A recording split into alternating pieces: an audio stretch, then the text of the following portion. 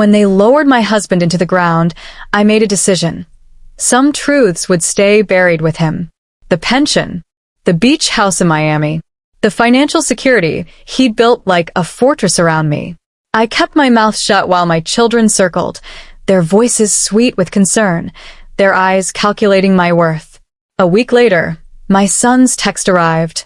Start packing. House is sold. We'll discuss your options. I read it twice, then smiled. A cold, quiet smile that would have made Clifton proud. I had packed. But the boxes I was shipping? They weren't mine. But before I tell you what happened next, I need to pause right here. I'm genuinely grateful you found the story. If you're feeling what I felt, that slow burn of recognition, that flutter of justice waiting to unfold, do me a favor. Hit that like button and subscribe to this channel. And please, drop a comment telling me where you're watching from. I want to know how far this story of reclaiming power travels. From Atlanta to Amsterdam, from living rooms to late-night scrolls, I want to see the map of everyone who understands that silence can be the sharpest weapon. Now, let me take you back to where it started. To the phone call that changed everything. The ceramic mug sat on my kitchen counter, mocking me with its cheerful proclamation, "World's best grandma." Sasha gave it to me 3 Christmases ago, back when her eyes still sparkled with something genuine. Back when my granddaughter still hugged me, without checking her phone first.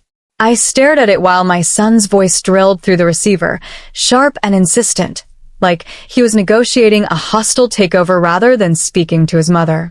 "Mom, we need to talk about your situation." Situation. That's what Jamal called my grief. My husband of 37 years had been gone 8 weeks, and already my children had reduced my widowhood to a situation that required their management. The Atlanta sun cut through my kitchen window, illuminating the dust motes dancing in the silence Clifton left behind. Everything was too quiet now.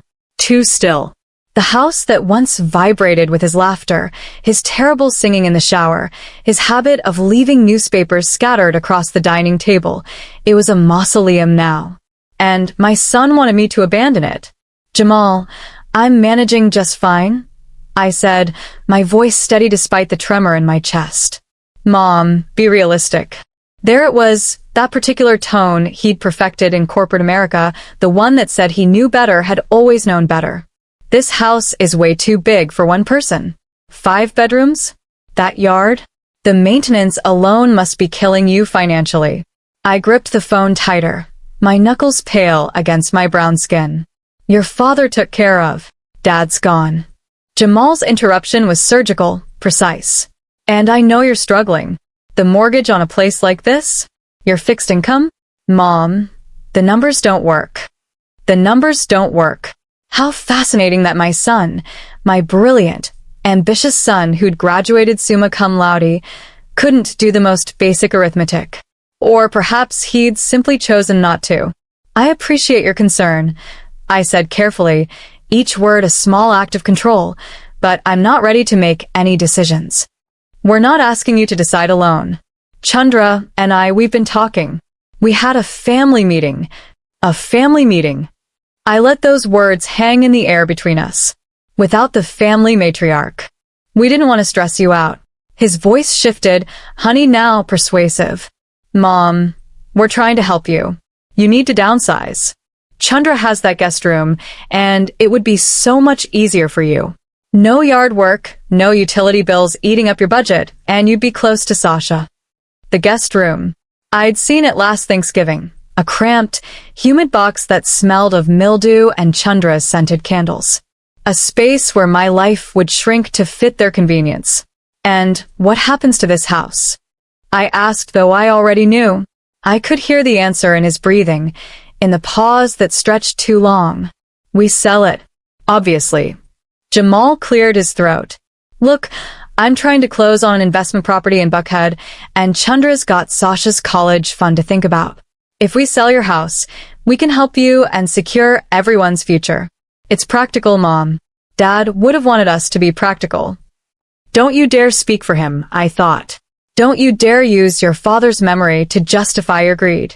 But what I said was, "I'll think about it. Tasha already found a buyer." The words came fast now, tumbling over each other in his eagerness. Cash offer. They want to close in 30 days. This is perfect timing, Mom. We can get you moved before the holidays. 30 days. My laugh was bitter, sharp enough to cut. You've already sold my home. We're helping you liquidate an asset you can't afford. Jesus, Mom, why are you being so stubborn? This is about your future, your security. My security, I repeated softly. He didn't hear the edge in my voice. He never did. What Jamal didn't know, what I had deliberately, strategically kept from both my children, was that Clifton paid off this mortgage 5 years ago. Paid it in full. The house was mine, free and clear, generating zero debt and requiring only taxes and maintenance I could easily afford. Clifton and I had celebrated with champagne that night, dancing in this very kitchen. Don't tell them yet, he'd whispered against my hair. Let's see who they really are when they think you're vulnerable. I'd laughed then, called him paranoid. Now, listening to my son plot the sale of my home like a corporate asset strip, I understood. Clifton hadn't been paranoid. He'd been prescient. I need time, Jamal. Mom, the offer won't wait. Then let it go. My voice was ice now, permafrost beneath silk. I'm not making any decisions today. I hung up before he could respond, my hand shaking as I set the phone on the counter beside that cheerful, lying mug. World's best grandma. My reflection stared back at me from the kitchen window, a 63-year-old black woman with silver threading through her locks, grief carved into the lines around her eyes, and something new hardening in her jaw. Recognition. My children weren't circling out of concern. They were vultures, and they'd mistaken my grief for weakness. They were about to learn the cost of that mistake. The next morning arrived with another phone call. 7:45 a.m. I was still in my robe, coffee half brewed, when my phone lit up with Jamal's name. I let it ring 4 times before answering. A small rebellion, but mine nonetheless. Good morning, son. Mom, hey. His voice carried that false brightness people use when they're about to deliver bad news disguised as good. Listen, I know yesterday got a little heated. I shouldn't have sprung everything on you like that. No, you shouldn't have. I poured my coffee, the sound deliberate, letting him hear my lack of urgency. Right, so? I want to do this differently. Can Chandra and I come by this afternoon? We need to go over some options together. As a family. As a family. Those words again weaponized. What time? I asked, already knowing I'd regret this. 2 o'clock? We'll bring lunch. They arrived at 1:50 because of course they did. Punctuality as power play. Jamal in his press slacks and designer polo. Chandra in athleisure that cost more than my monthly grocery bill, her locks pulled into an expensive-looking updo. And Tasha, Jamal's wife, trailing behind with her real estate smile and a leather portfolio that screamed commission. No lunch. That had been a lie, too.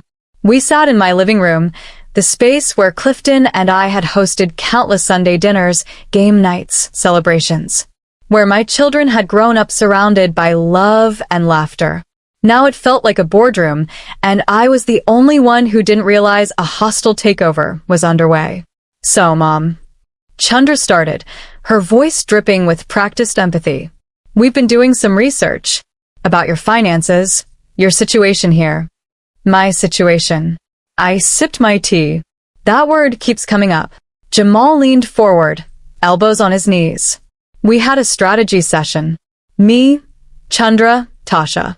We wanted to present you with a clear plan. Real options. How thoughtful. I smiled. A strategy session about my life. Without me. Tasha jumped in, her realtor instincts overriding the awkwardness. Mrs. Hayes, the market right now is incredible. Houses in this neighborhood are getting multiple offers within hours. Your property, with this square footage, this lot size, we could have you sold in 2 weeks, easy. Could you now? I set my teacup down with precision. And then what? Then you're free. Chandra reached over, patted my hand like I was a confused child. No more maintenance worries, no more bills eating up Dad's pension, no more being stuck in this big, empty house full of memories that just make you sad. The audacity.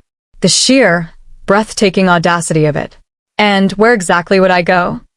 I asked. In this freedom you've planned for me? Chandra's face lit up. With me? I've been thinking about this so much, Mom. You could take the guest room. It's cozy. You'd have your own space, and you'd be so close to Sasha. She'd love having Grandma nearby. Cozy. She called that moldy shoebox cozy. Jamal pulled out his phone, started scrolling. Here's how we see this working. The house sells. Tasha's already got a buyer interested, by the way, a corporate relocation client with cash. No contingencies, 30-day close. 30 days. I repeated it slowly. To pack up 37 years of marriage. Will help. Tasha's smile was blinding. I have amazing moving connections. We can make this so smooth for you. How generous. My voice was flat. And what happens to the money? From this sale you've already arranged? Jamal exchanged a glance with Chandra. There it was, that silent sibling language they'd perfected as children, now used to coordinate my dismantling. Well, obviously you'd keep the bulk of it for your needs, Jamal said. But we were thinking, strategically, about maximizing the family's overall financial health. Family's financial health. I folded my hands in my lap. Go ahead. Explain that. Chandra leaned in, conspiratorial. Mom, Jamal's been trying to get into investment property for years. This buckhead opportunity. It's going to set his family up for generational wealth. And Sasha's college fund. Her voice cracked with practiced emotion. Private universities are so expensive. We're doing everything we can, but it's not enough. So my house becomes Jamal's down payment and Sasha's tuition. I said it plainly, stripping away their careful packaging. That's the plan. It's not like that, Jamal protested. We're talking about smart resource allocation. Dad would have wanted us to be strategic, to think about the family's future.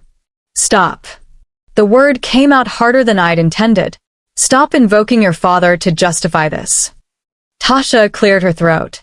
Mrs. Hayes, I understand this is emotional.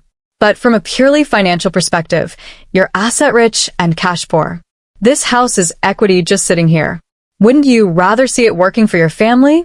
Working for my family. As if I was a retirement account to be liquidated. Let me understand this completely. I looked at each of them in turn. You've had meetings about my future. You've found a buyer for my home.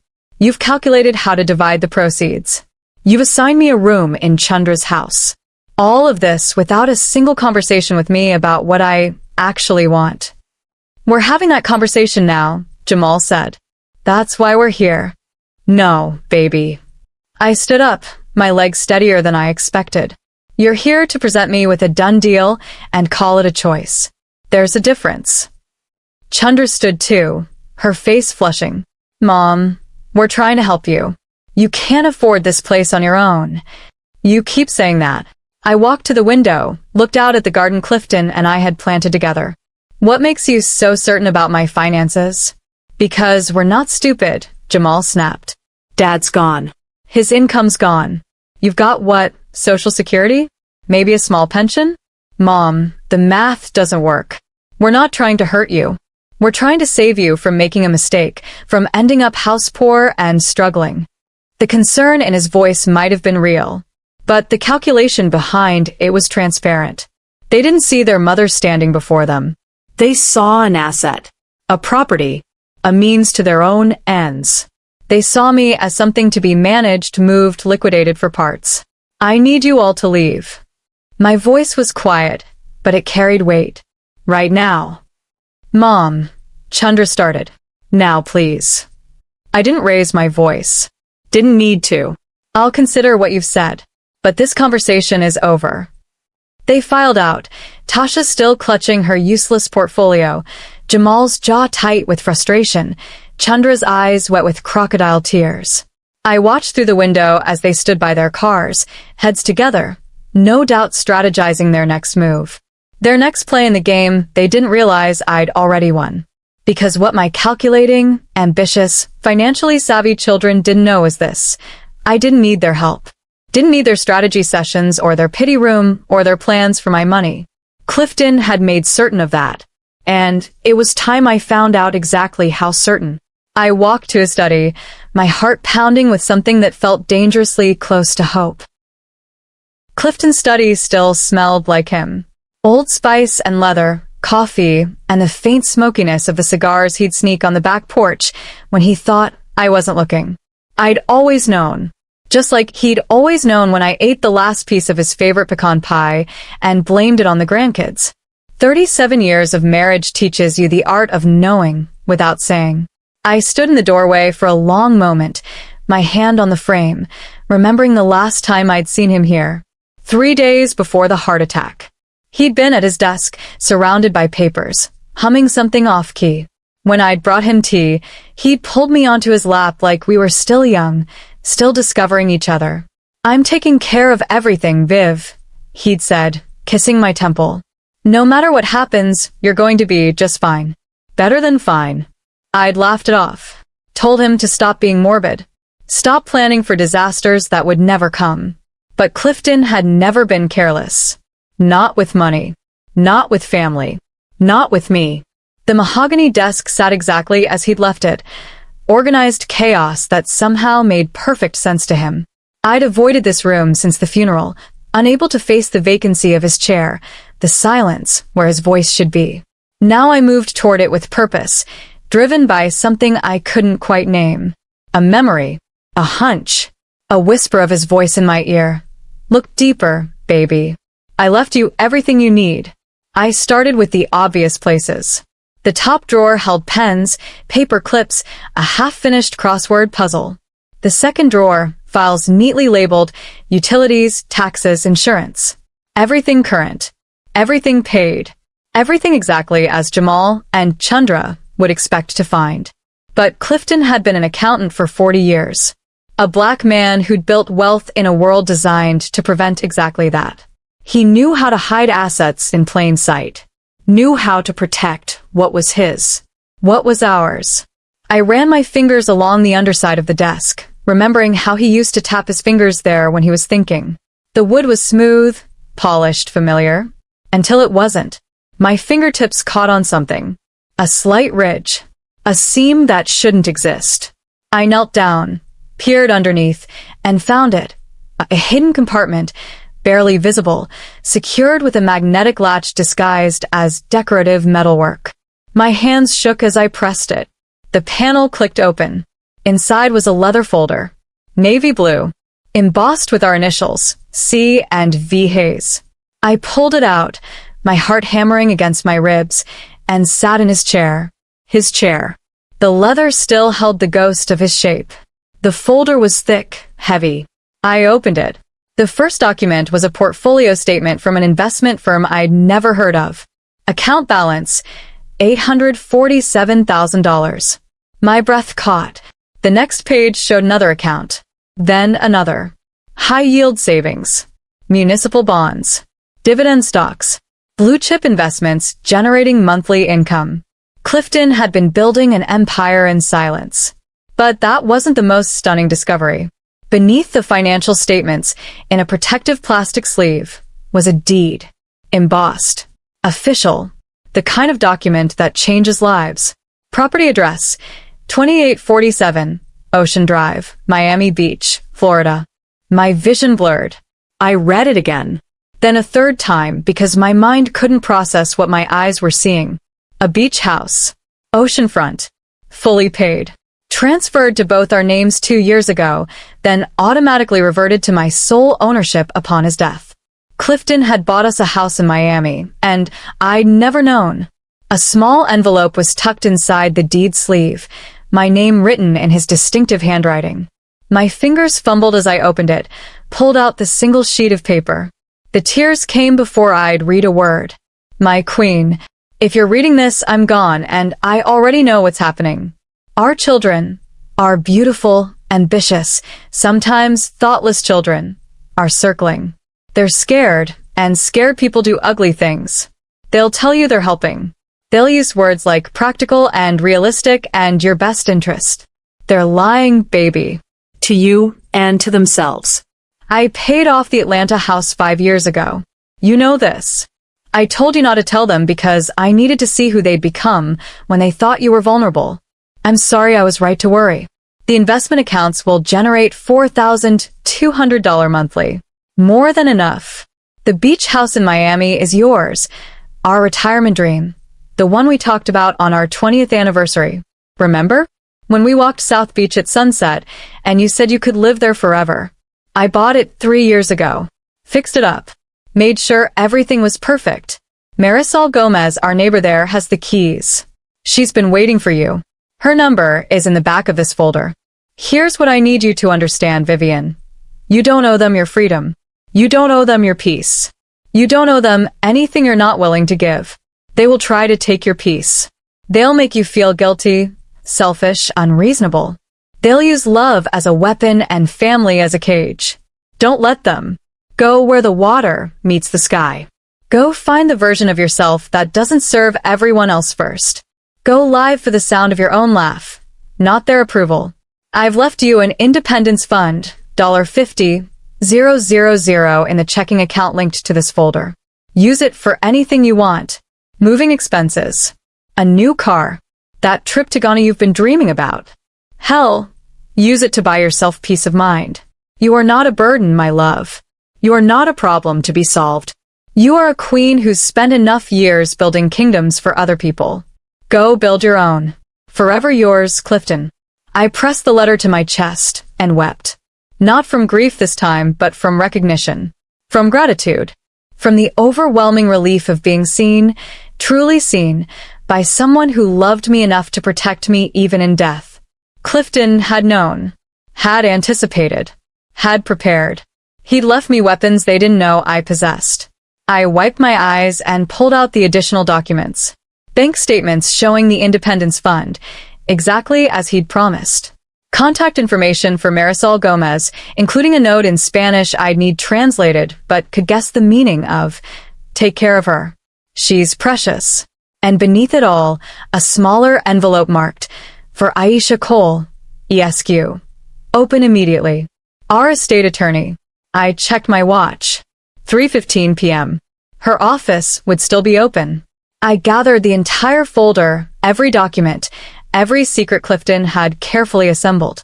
The evidence of his love. The architecture of my freedom. Jamal's voice echoed in my memory. The math doesn't work, Mom. You can't afford this. Oh, baby. The math worked perfectly. They just didn't know how to count what mattered. I stood up from Clifton's chair, the leather folder clutched against my chest like armor, and walked toward the phone. It was time to make some calls. Time to discover exactly how far my husband's foresight reached. Time to start packing. Not my belongings, not yet. But my plans. My escape. My future that had nothing to do with their greed, and everything to do with the ocean Clifton had promised me. The water that meets the sky. I was going home. To a home they didn't know existed. And God help them when they found out. Aisha Cole's office sat in a renovated brownstone in Midtown, the kind of place that whispered old money and new power. I'd been here exactly twice.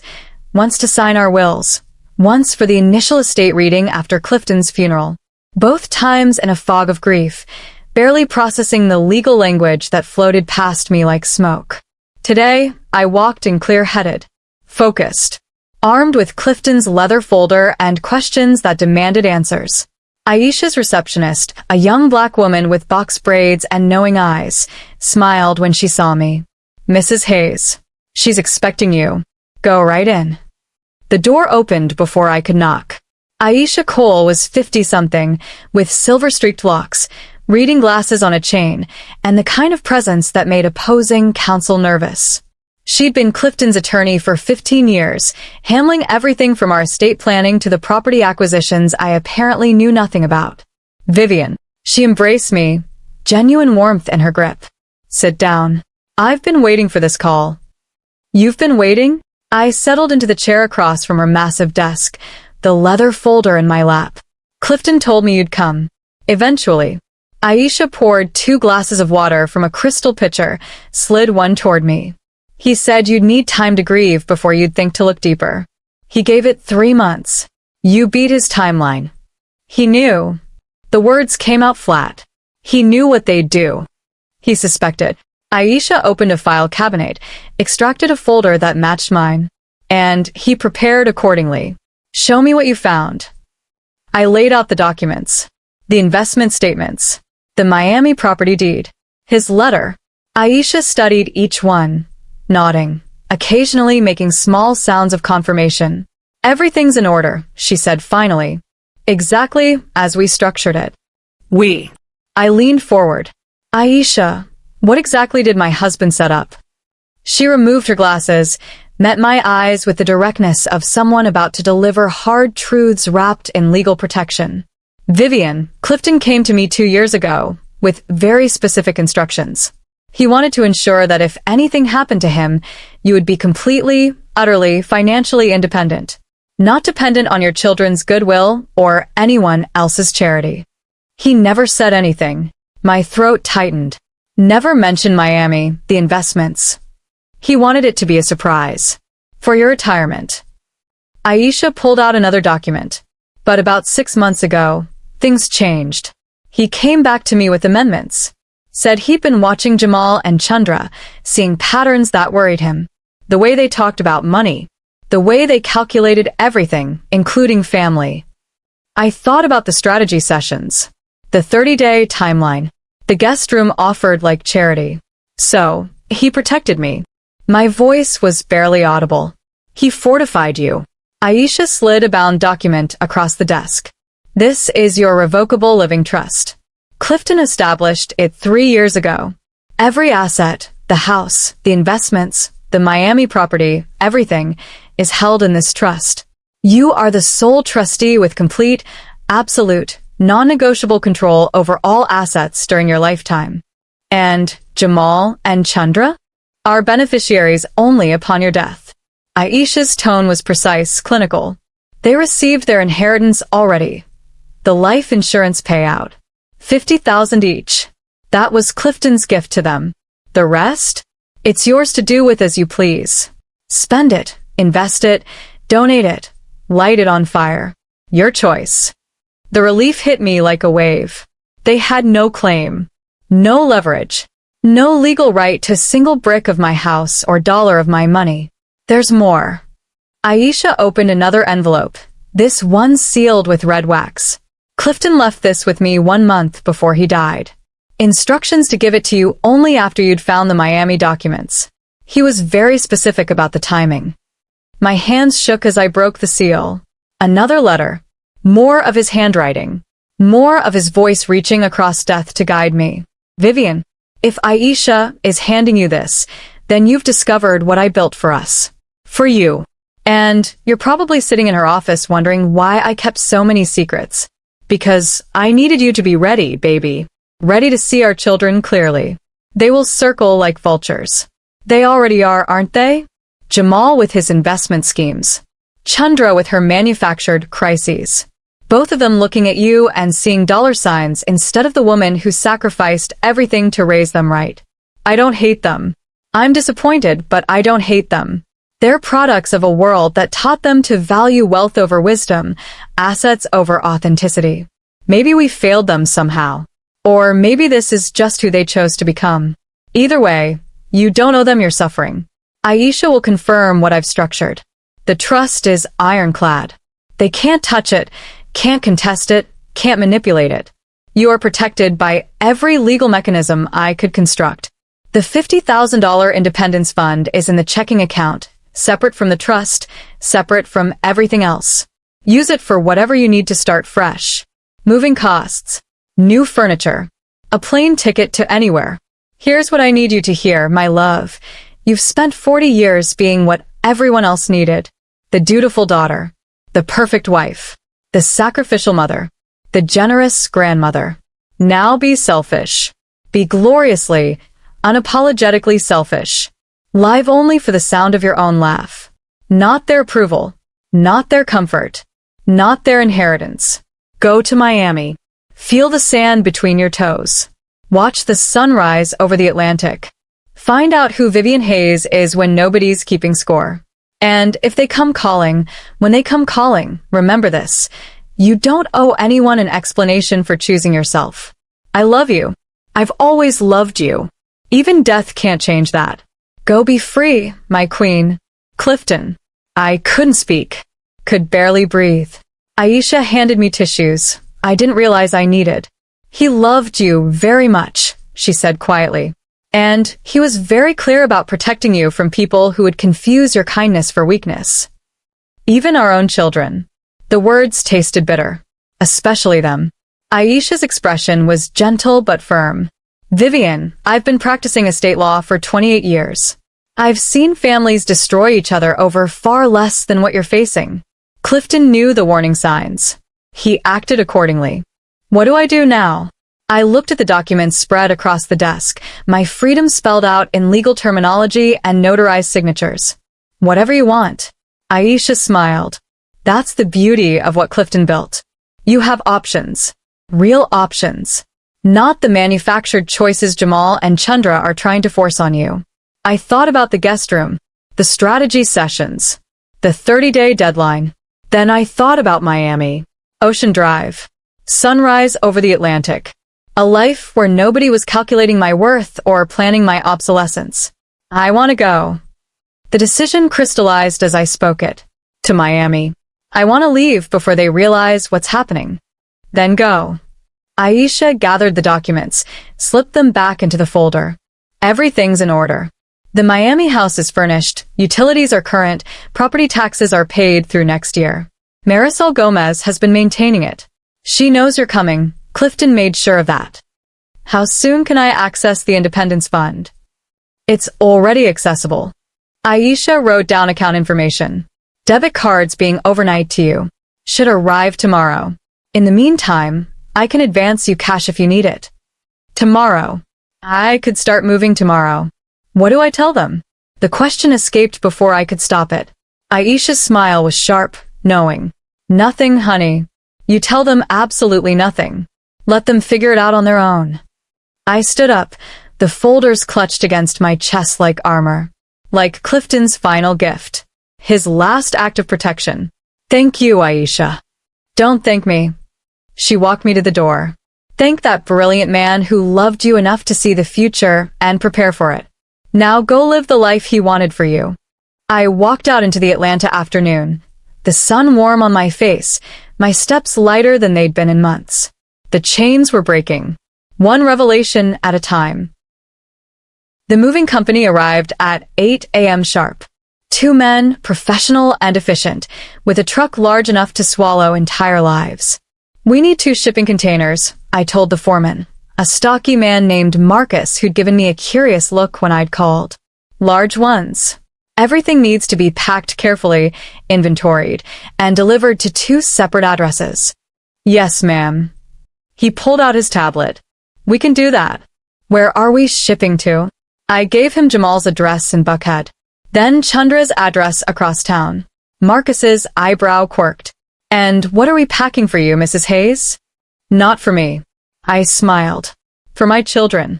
I'm sending them their inheritance early. I'd spent the previous evening texting Marisol Gomez, the neighbor in Miami whose number Clifton had left. Her response had been immediate, warm, effusive with exclamation points and heart emojis. Mrs. Vivian. Finally. Your husband, he tell me you come someday. The house is ready, so beautiful, waiting for you. When you arrive. I make you my abuela's ropa vieja, the best in Miami. You will love it here. I'd cried reading it. Cried at the thought of Clifton planning this, coordinating with strangers who'd become friends, building a safety net I didn't know existed. I'll be there in 1 week. I'd texted back.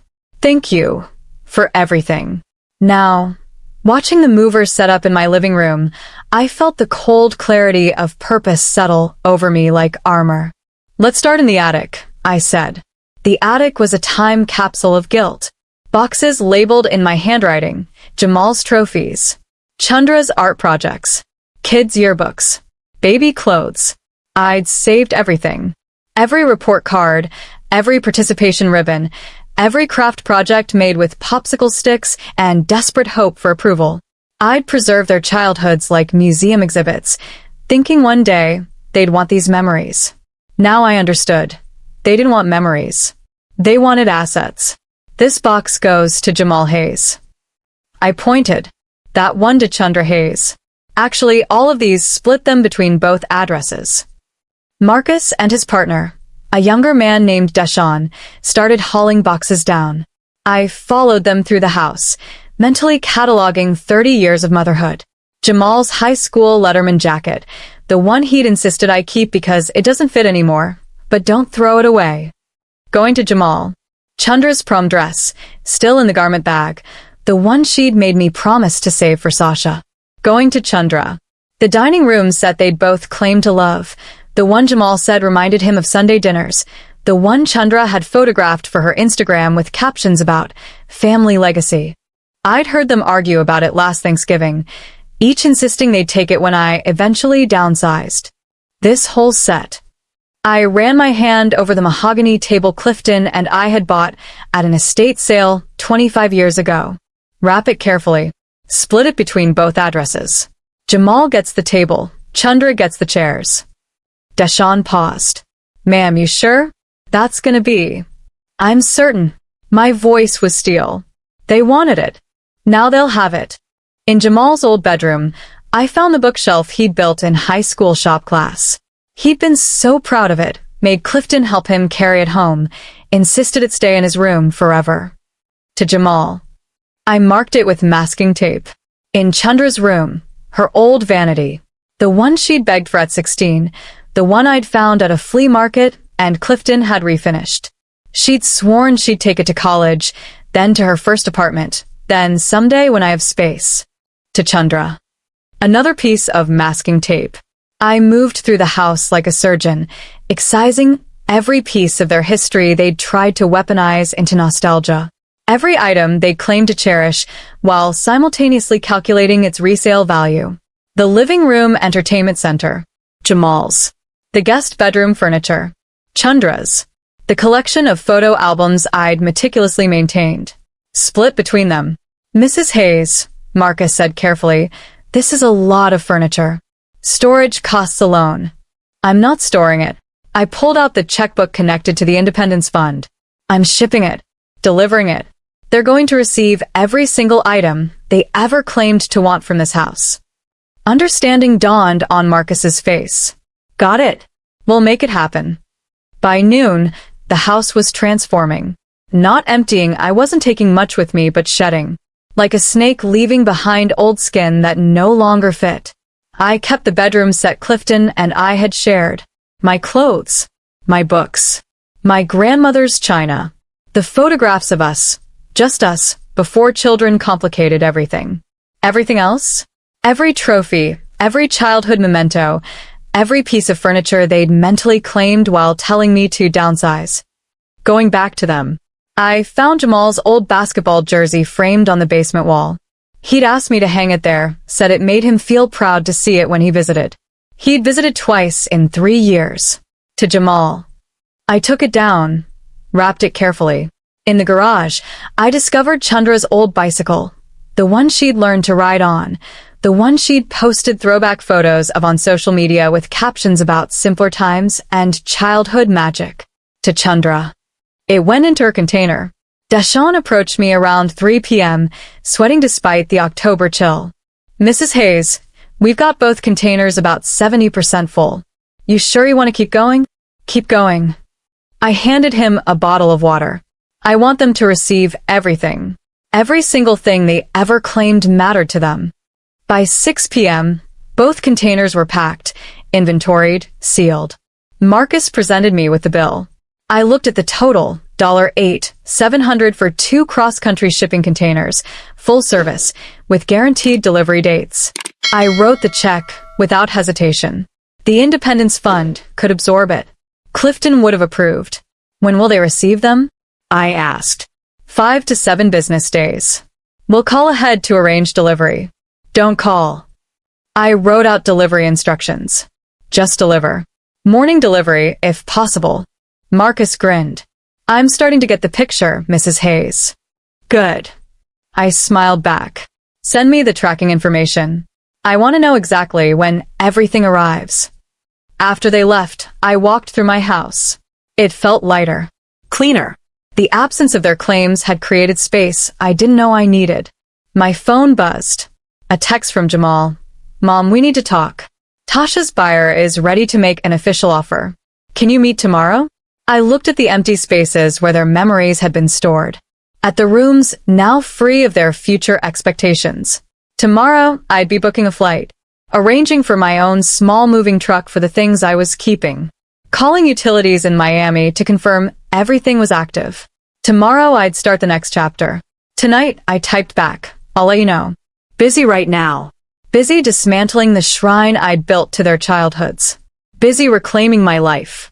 Busy packing for Miami, though they didn't know that yet. I walked to the kitchen, poured myself a glass of wine. The good stuff Clifton had saved for special occasions, and raised it to the empty room. Here's to shipping containers, I said aloud. And to the beautiful irony of giving people exactly what they asked for. The house echoed back silence. For the first time in months, it felt like peace. I chose my outfit with the precision of a general selecting armor for battle. A vibrant coral wrap dress Clifton had bought me for our last anniversary, the one I'd never worn because it felt too bold, too much, too young for a woman my age. Gold earrings that caught the light. My locks styled high and proud. Lipstick the color of victory. When I looked in the mirror, I barely recognized myself. I looked alive. The moving truck arrived at 9 a.m. Not the shipping container company this time. This was for my things. My clothes. My books.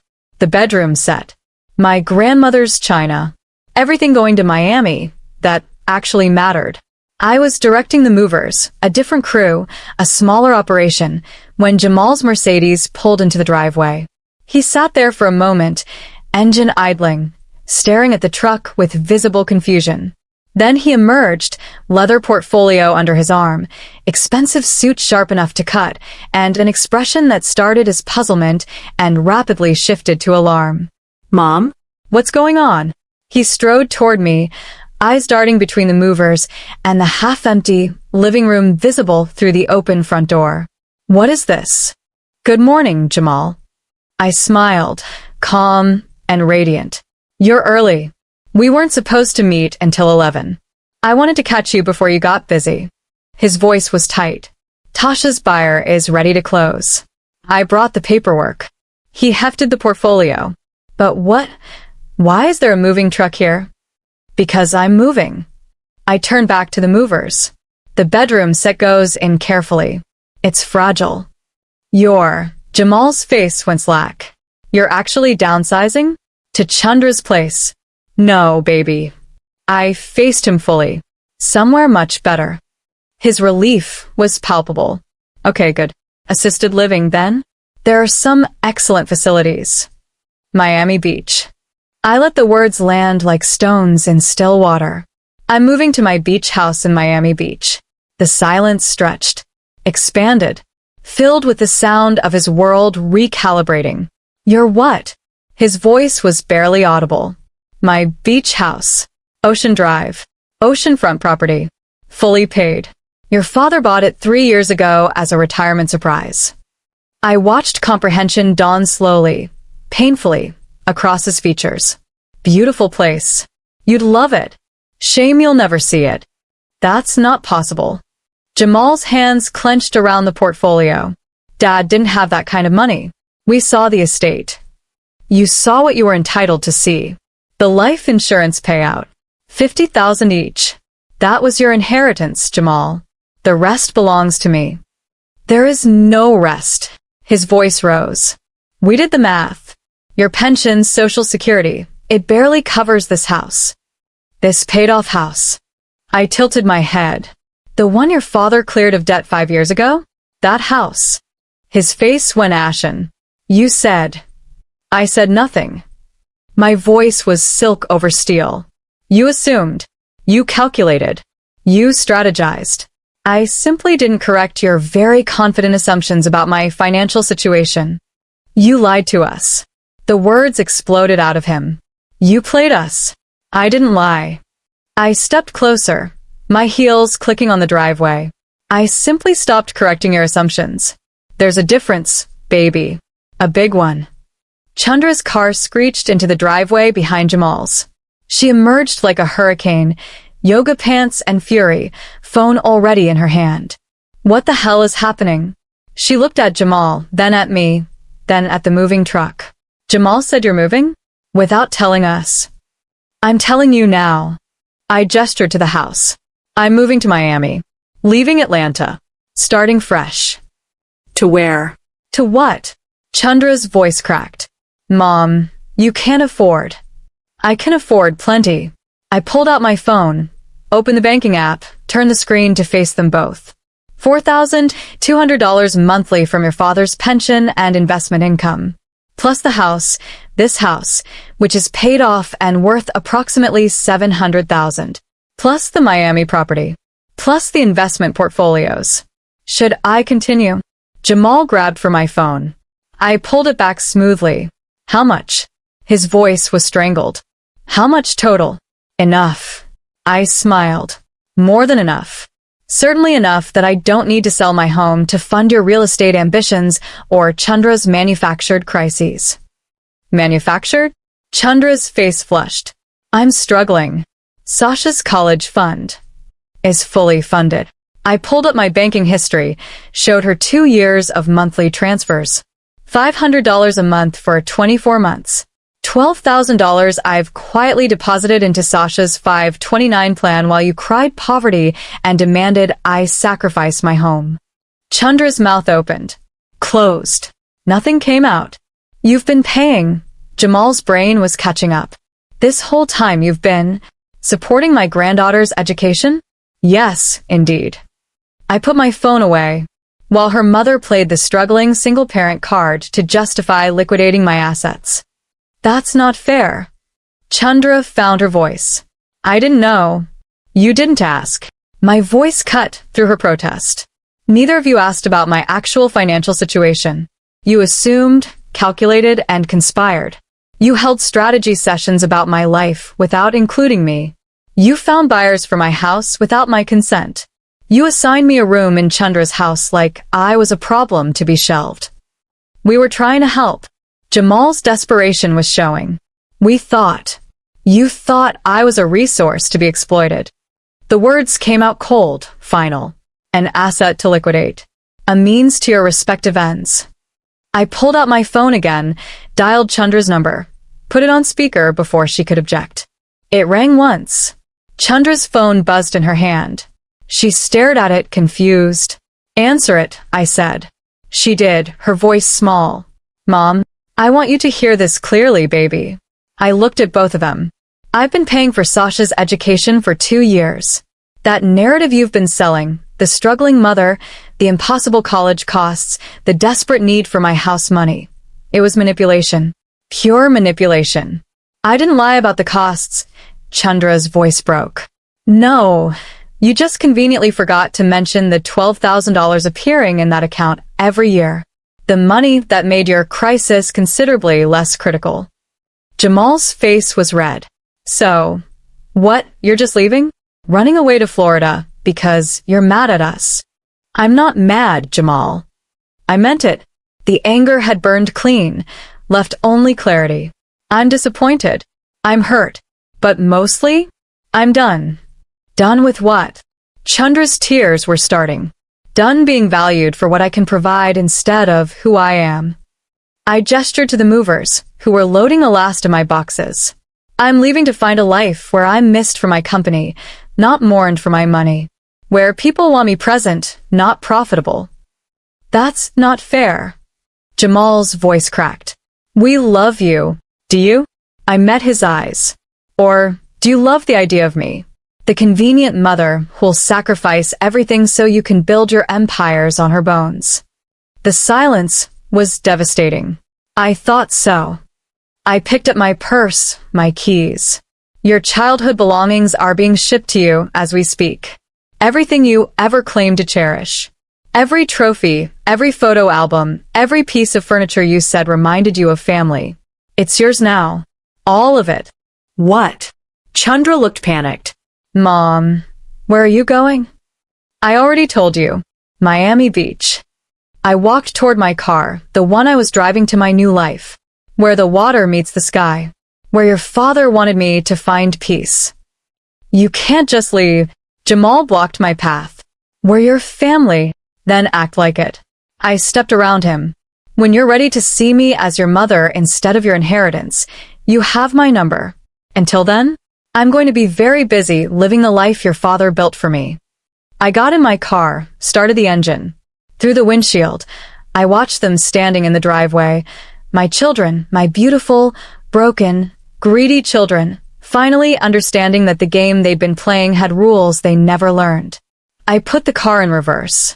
Jamal's voice carried across the morning air. Mom, wait. Please. But I was done waiting. I was done sacrificing.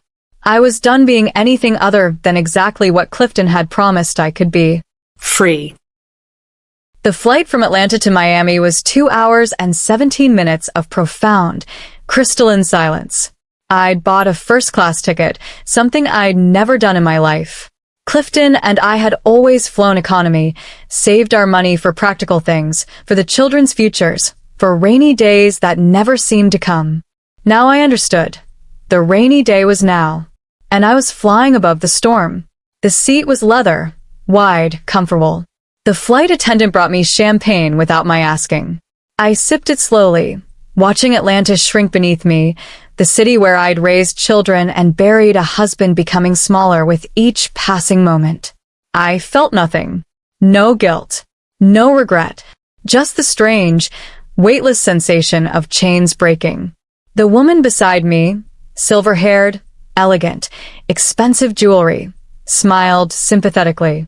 First time in first class. Is it that obvious? I smiled back. You keep looking around like you're waiting for someone to tell you you're in the wrong seat. She extended her hand.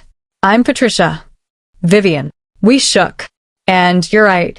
I keep expecting someone to realize I don't belong here. Honey, if you bought the ticket, you belong here. Patricia raised her own champagne glass. What takes you to Miami? Business or pleasure?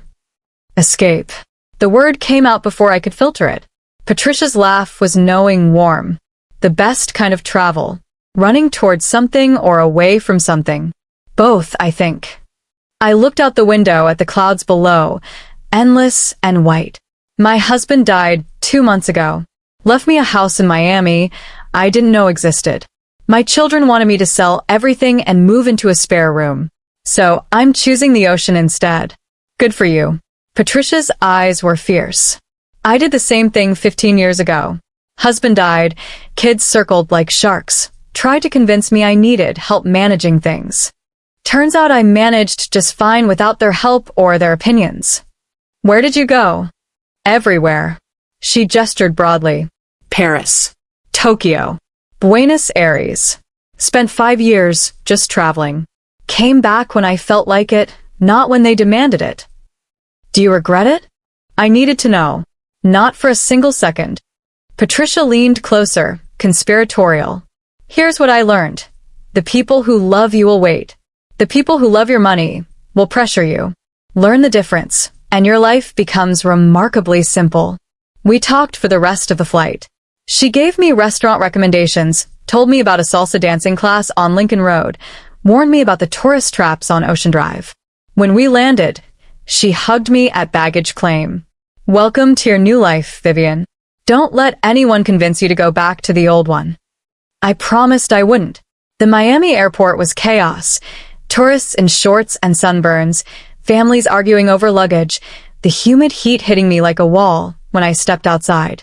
I kept my phone off during the flight. Airplane mode. Bless silence. Now, standing in the taxi line, I powered it on. The notifications came like an avalanche. 47 text messages. 23 voicemails. 15 missed calls. All from Jamal and Chandra. The taxi pulled up. A cheerful driver with a thick accent loaded my suitcase. Where to, senora? I gave him the Ocean Drive address, then looked down at my phone. The text scrolled past, a timeline of escalating panic. Jamal, Mom, we need to talk. This is ridiculous. Chandra, please call me. I'm worried about you. Jamal, you can't just disappear like this. We're your family. Chandra, Mom, Sasha is upset. She doesn't understand why you left. Jamal, the shipping containers arrived. What the hell is this? You sent us junk? Old furniture? Chandra, why did you send me my old vanity? I don't have room for this. Jamal, this is childish. Call me immediately. Chandra, Mom, please. We can talk about this. Come home. Jamal, Tasha's buyer is walking. You just cost us a $50,000 commission. Chandra, I don't understand what we did wrong. Please just talk to us. The voicemails were worse. I played the first one. Jamal's voice, tight with barely controlled rage. Mom, I don't know what game you're playing, but this needs to stop. We were trying to help you, and you're acting like we committed some kind of crime. Call me back. We need to discuss your mental state, because this behavior is extremely concerning. My mental state. Of course. When a woman refuses to be controlled, suddenly she's unstable. I deleted it without listening to the rest. The taxi merged onto the highway, and Miami opened up before me. Palm trees against a perfect blue sky. Art Deco buildings in pastel colors. The ocean glimpsed between buildings, impossibly turquoise. Another voicemail notification. Chandra this time, her voice thick with tears. Mom, please. I'm sorry if we upset you. I'm sorry if we pushed too hard. But you can't just leave. What about Sasha? What about family dinners? What about us? What about them, indeed? I deleted it too. The texts kept coming, rapid fire now. Jamal, you're being selfish. Chandra, how could you just abandon us? Jamal, Dad would be ashamed of this behavior. That last one made me laugh out loud. The taxi driver glanced at me in the rearview mirror. Good news, Senora. The best news. I typed a single response to both of them. I'm safe. I'm happy. I'll contact you when I'm ready. Not before. Then I turned off my phone completely. The taxi turned onto Ocean Drive, and my breath caught. The house was exactly as Clifton's photos had shown. Small, maybe 1,200 square feet, but perfectly positioned. White stucco with turquoise shutters. A tiny front yard with tropical plants. And behind it, visible even from the street, the endless blue of the Atlantic Ocean. Beautiful house, the driver said, pulling up to the curb. You are a lucky woman. I really am. I paid him, tipped generously with money from the Independence Fund. The front door opened before I could knock. Marisol Gomez was exactly as I'd imagined from her texts, 60-something, round and warm, with a smile that could light entire rooms. She pulled me into a hug that smelled like garlic and perfume and genuine affection. Mrs. Vivian. Finally. Come. I've been waiting. She grabbed my suitcase like it weighed nothing, pulled me inside. Your husband, he was so excited for you to see this place. He would come visit, plan everything, make sure it was perfect for you. The house was small, but flooded with light. White walls. Bamboo floors. Furniture in blues and whites. French doors that opened directly onto a deck. And beyond that, the beach. The ocean. I walked to those doors, stepped outside. The sound of the waves hit me like a benediction. Rhythmic. Eternal. Unbothered by human drama. The sun was setting, painting the sky in oranges and purples. The Atlantic stretched to the horizon, dark and magnificent. Behind me, Marisol was chattering about the house, the neighborhood, the restaurant she wanted to take me to. But all I could hear was the ocean. All I could feel was the warm Miami breeze on my skin. All I could taste was freedom, salt air, and possibility. Somewhere in Atlanta, my children were panicking, strategizing, probably calling lawyers or therapists or whoever they thought could force me back into the box they'd built for me. Let them panic. Let them realize that their assumptions had consequences. Let them understand that a woman who'd spent 40 years being what everyone else needed could choose, finally, to be exactly what she wanted. I stood on that deck until full dark, watching the lights of Miami Beach flicker to life around me. My phone stayed off. The ocean kept singing. And for the first time since Clifton died, I felt him with me, not in grief, but in joy. I made it, baby, I whispered to the waves. I'm here, right where you knew I'd be. The Atlantic answered with endless, peaceful sound. I was home. I'd been in Miami for 3 days when I finally turned my phone back on. Marisol had kept me busy. Tours of the neighborhood, introductions to shopkeepers who spoke rapid Spanish and smiled like sunshine, early morning walks on the beach where the sand was still cool and the tourists hadn't yet descended. She'd made me her abuela's ropa vieja, fed me fresh mango from her backyard tree, told me stories about Clifton's visits, how he'd sit on my deck planning surprises, how he talked about me with such obvious love that it made her cry. He would say, "My Vivian, she deserves the world, but I can only give her the ocean," Marisol had said, laughing and crying simultaneously. Like the ocean was some small thing. Men, they're so dramatic. But now it was Thursday morning, and I needed to face reality. Pay bills. Check my bank accounts. Maybe address the messages I'd been avoiding. The phone took forever to power up, and when it did, the notifications were apocalyptic. 112 text messages. 47 voicemails. 31 missed calls. Most from Jamal and Chandra. But several, a growing number as the days progressed, from a contact I hadn't expected. Sasha. My granddaughter. The most recent text was from 2 hours ago. "Grandma, please. I know you're seeing these. I know what they did. I'm so sorry. Please call me." My hands shook as I dialed her number. She answered before the first ring finished. "Grandma?" Her voice was wrecked, raw from crying. "Oh my God, Grandma, finally. Baby girl." My throat tightened. "I'm here. I'm okay. Where are you?" The words tumbled out frantically. "Are you safe? Mom and Dad are saying you had some kind of breakdown, that you're not thinking clearly, that someone probably took advantage of you." "Sasha, stop." I sat down on my deck, the ocean breeze carrying salt and truth. "I'm in Miami. I'm perfectly fine. Better than fine, actually." Silence. Then, "Miami? You're in Miami? Your grandfather bought me a house here. Years ago. As a surprise." I looked out at the water, at the morning sun making diamonds on the waves. "I'm sitting on the deck right now, looking at the Atlantic Ocean." "He bought you," Sasha's breath hitched. "Grandma, they said you were broke. They said you couldn't afford the house in Atlanta. They said that's why you needed to move in with Mom, why they had to sell everything. They lied, baby." The words were gentle but firm. Or rather, they assumed. And I let them assume, because I wanted to see who they'd become when they thought I was vulnerable. "They've been lying about everything." Sasha's voice cracked. "I found out about the college fund. The money you've been sending. 2 years of deposits my mom never told me about. You weren't supposed to know." I closed my eyes. It was meant to be between me and your future. But she used it. The fury in Sasha's voice was explosive. "She used my college fund as a weapon against you. She told me that we were struggling, that we couldn't afford my tuition, that we needed your house money to make it work. And the whole time, you were paying for it. You were taking care of me while she was taking advantage of you. Sasha, honey." "No, Grandma." Her voice was steel now, so much like Clifton's it hurt my heart. "I'm 20 years old. I'm not a child. I deserve to know when my parents are manipulating both of us." "How did you find out?" I asked quietly. "I was home from school last weekend, looking for my passport for spring break. Found the bank statements in Mom's desk." Sasha's laugh was bitter, broken.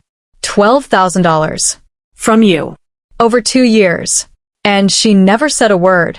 Just kept crying about how expensive everything was, how hard it was being a single mom, how much she needed help. "Your mother has her own struggles. Don't defend her."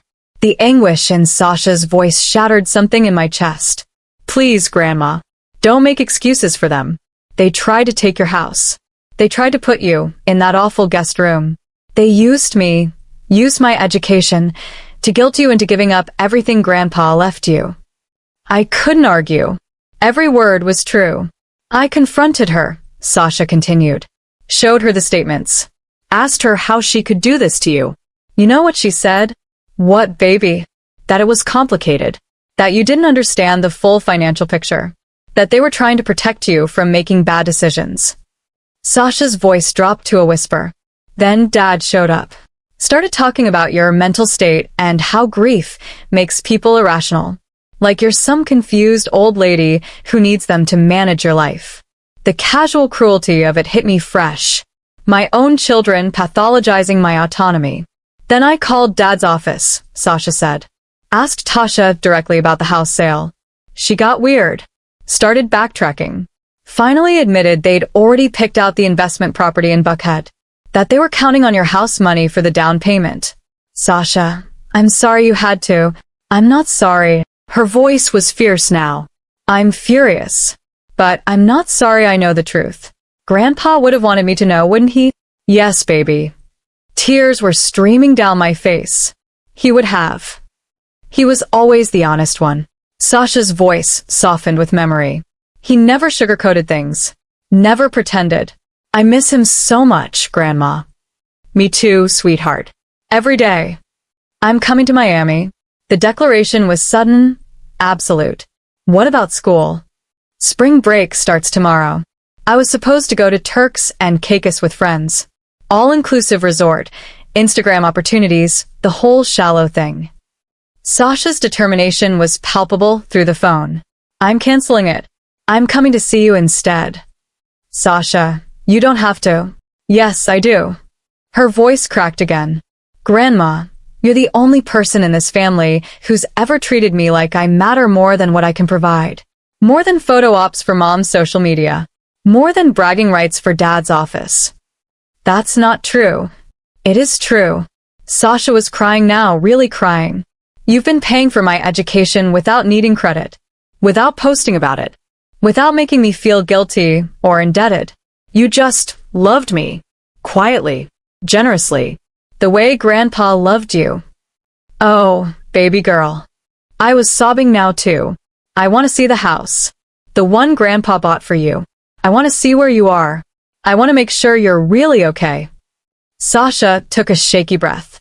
And honestly, I want to be with the one person in this family who isn't calculating the value of every relationship. When can you get here? The words came out before I could think them through. Tomorrow afternoon. There's a direct flight from Boston. I already checked. I'll pick you up at the airport. Grandma? Sasha's voice was small now, vulnerable. Are they really that bad? Mom and Dad? Or am I being dramatic? You're not dramatic, honey. I looked out at the ocean Clifton had promised me. You're just the first one brave enough to see clearly. I love you, Grandma. I love you too, baby. So much. After we hung up, I sat on the deck for a long time, watching the waves, feeling something shift in my chest. I'd lost my children to their own greed. But I was getting my granddaughter back. The girl who had Clifton's eyes and his honesty. Who understood that love wasn't transactional. Who chose truth over comfort. Marisol came out with fresh coffee, saw my tears, wrapped me in another of her encompassing hugs. Good tears or bad tears? She asked. Good tears or bad tears? She asked. Good ones. I smiled through the crying. My granddaughter's coming. Tomorrow. Ah. Marisol clapped her hands. Then we prepare. We cook. We make the guest room beautiful. She will love it here. You will see. That night, I slept better than I had in months. Tomorrow, Sasha would arrive. Tomorrow, I'd show her the life Clifton built. Tomorrow, I'd prove that choosing yourself wasn't selfish. It was survival. And sometimes, survival looked like an ocean view and a granddaughter who loved you for exactly who you were. Sasha stepped off the plane looking like a refugee from her own life. Oversized hoodie. Messy bun. Red-rimmed eyes behind designer sunglasses. 2 suitcases that suggested she'd packed for more than a week. When she saw me at arrivals, something in her face crumpled. Grandma. She dropped her bags and ran into my arms like she was 10 years old again, before social media taught her that affection wasn't aesthetic enough for public display. I held her while she cried, right there in the Miami airport, travelers flowing around us like water around stones. I've got you, baby. I stroked her locks, so much like mine. You're safe now. They tried to stop me. Her voice was muffled against my shoulder. Mom called, crying.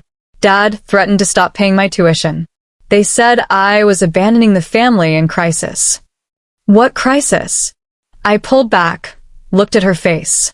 The crisis of you choosing yourself. Sasha's laugh was sharp, wounded. Apparently, that's equivalent to a natural disaster in their world.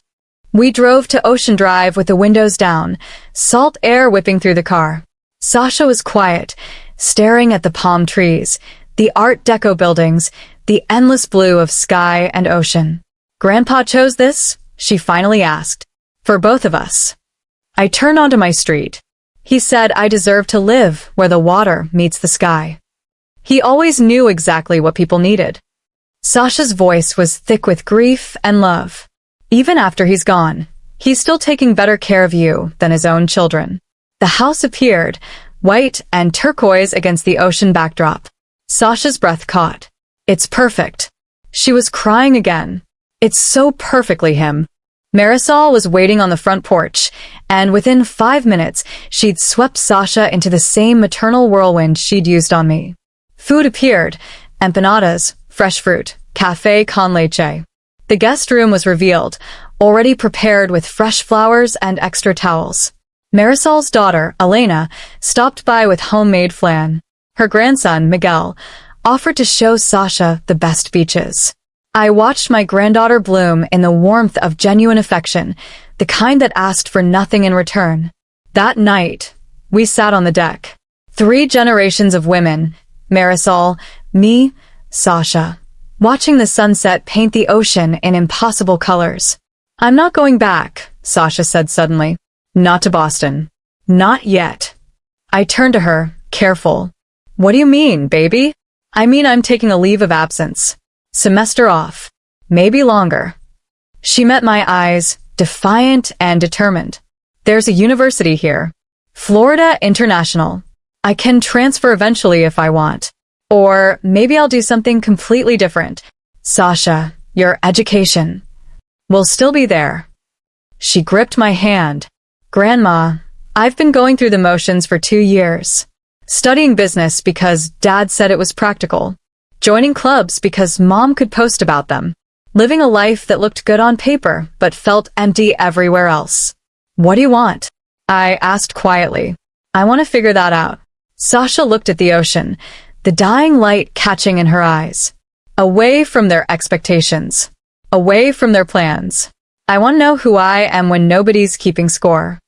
Marisol smiled, nodded, stood up. I leave you 2 alone.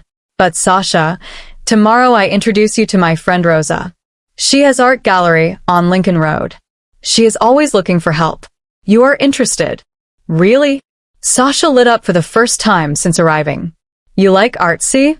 Marisol asked. I love art. I used to paint before. Sasha stopped. Before Mom said it wasn't a viable career path. Then you paint again. Marisol said it like it was the simplest thing in the world. Here, we don't worry about viable. We worry about alive. After Marisol left, Sasha and I sat in comfortable silence, listening to the waves. I need to call Mom, she said finally. Let her know I'm staying. You don't have to do that tonight. Yes, I do. Sasha pulled out her phone. The longer I wait, the harder it gets. And I want her to hear it from me, not through some guilt trip relay from Dad. She dialed. Put it on speaker. Chandra answered immediately. Sasha? Baby, where are you? Are you okay? I'm in Miami. With Grandma. And I'm fine, Mom. Better than fine. You need to come home. Chandra's voice shifted from relief to command. This has gone on long enough. Your grandmother is being irrational and you're enabling. I'm extending my stay, Sasha interrupted. Indefinitely. I've requested a leave of absence from school. The silence was thunderous. You what? Chandra's voice climbed an octave. Sasha, you can't just drop out of college because you're mad at me. I'm not dropping out. I'm taking time off. There's a difference. Sasha's voice was calm, steady. And I'm not mad at you, Mom. I'm disappointed. There's a difference there too. This is ridiculous. Chandra was spiraling. You're throwing away your future because your grandmother poisoned you against your own family. Grandma didn't poison anyone. Sasha's interruption was sharp. She told me the truth. Something you and Dad seem allergic to. We were protecting her. We were trying to help. You were trying to help yourselves. Sasha's voice carried no anger now, just sad certainty. To her house. To her money. To everything Grandpa left her. You used my college fund as emotional blackmail. You made me feel guilty for expenses you weren't even paying. I was paying plenty. With Grandma's money. Money she was giving you without credit or conditions or demands. Sasha stood up, paced the deck. Do you understand how rare that is? How generous? And you repaid her by trying to take everything else. You're having a breakdown. Chandra's voice was breaking now. This isn't you. This is grief. This is her manipulation. I'm not having a breakdown, Mom. Sasha looked at me, tears streaming down her face, but her voice rock solid. I'm having a breakthrough. I'm finally seeing clearly.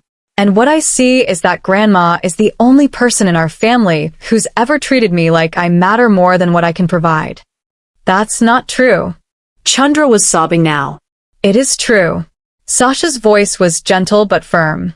You love the version of me that makes you look good. The honor student. The Instagram-worthy daughter. The one who validates your choices. Grandma loves me. Just me. Without conditions or requirements. Sasha, please. I'm staying in Miami, Mom. I'm going to work at an art gallery. Maybe paint again. Maybe figure out who I am when I'm not performing for an audience. Sasha wiped her eyes. I understand you're angry, but I'm choosing Grandma. Not because you're terrible, but because she's the only one who ever chose me first. Chandra's sobs filled the speaker. Your father is going to. Dad can call me himself if he wants to yell. Sasha's voice was tired now. I love you, Mom. I do. But I can't be around you right now. Not until you can see me as a person instead of a pawn in whatever game you're playing with Grandma's life. She hung up before Chandra could respond. We sat in silence, the ocean filling the space where words should be. I'm proud of you, I said finally. I'm terrified. Sasha laughed through her tears. I just blew up my entire life. No, baby. I pulled her close. You just started building a new one. On your terms. What if I'm making a mistake? Then you'll make it honestly. I kissed her forehead. And you'll figure it out with people who love you without conditions.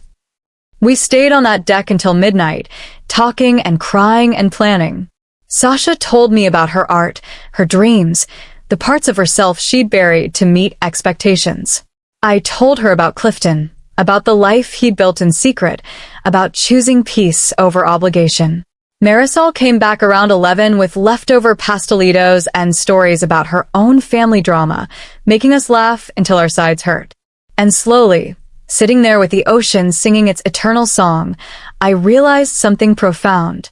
I'd traded the illusion of family for the reality of it. The performance of duty for the truth of love. The children who saw me as an asset for the granddaughter, who saw me as human. Somewhere in Atlanta, Jamal and Chandra were probably strategizing their next move. Calling lawyers. Researching conservatorship. Spinning narratives about my mental state. Let them spin. I was exactly where Clifton knew I'd be. Where the water met the sky. Where love didn't require a calculator. Where family meant presence, not presence. Sasha fell asleep on the couch around 1 a.m., exhausted from crying and breakthrough and truth-telling. I covered her with Clifton's favorite blanket, the one I'd brought from Atlanta. Then I walked out to the deck one more time. The ocean was dark now, just sound and salt air and stars scattered across the sky like promises. I did it, baby. I whispered to Clifton, to the night, to the version of myself I'd been too scared to become. I chose myself. I chose peace. I chose thriving over surviving. The Atlantic answered with waves that had been rolling since before my birth and would continue long after my death. Constant. Eternal. Unbothered. I smiled in the darkness, tasting freedom and salt air and the future Clifton had built for me. This wasn't an ending. It was a beginning. And God, it felt glorious. Did you like my story? If it resonated with you, Please leave a comment telling me where you're watching from and what choices you've made in the name of love or survival. I want to know I'm not alone in this complicated, messy, absolutely human experience of trying to be good in a world that doesn't always reward goodness. On the screen, you can see 2 new life stories that I highly recommend. There's so much more on my channel. By the way, don't forget to subscribe. It encourages me to keep bringing more stories like this. See you in the next life story. With love and respect.